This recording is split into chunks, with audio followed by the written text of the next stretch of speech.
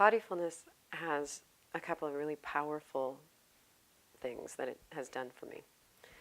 The first thing that it did was moved me from a predict and control model of engaging with the world into a sense and respond model of engaging with the world. And the difference between the two cannot be accurately described.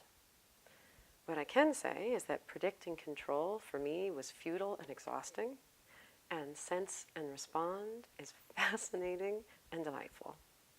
Honestly, it's that dramatic. I have a Tai Chi teacher who is a brilliant guy and been doing it for like 40 years.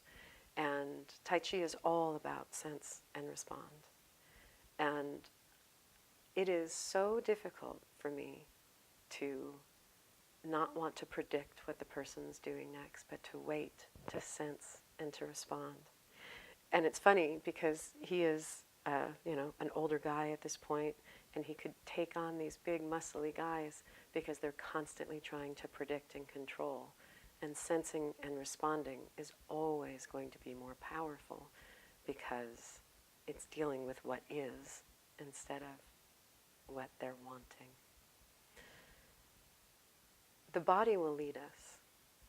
Sense and respond is the way to engage in the present moment as it is, with the fullness of your creativity and capability. Predict and control is always going to have you trying to be something a little different from what you are, so as to make everything else different as well. And trying to make everything else different because that will finally make you different.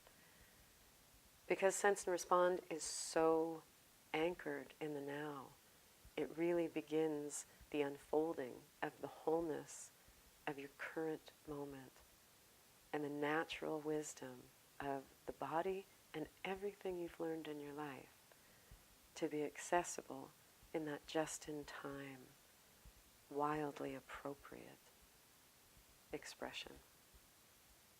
So that has been one of my favorite pieces of this wonderful practice. And the good news is there are areas in all of our lives where we already do it. There are areas where we're awake and we're confident enough in our skills that we can just listen and respond, where we're not trying to achieve. There is some aspect for both of these styles of living. But as someone who came 100%, 99% from predict and control, expanding that 1% of sense and respond, and I probably am only at 3% or maybe 5% now, and the difference is remarkable. The difference comes from understanding, from having a felt sense of your capacity.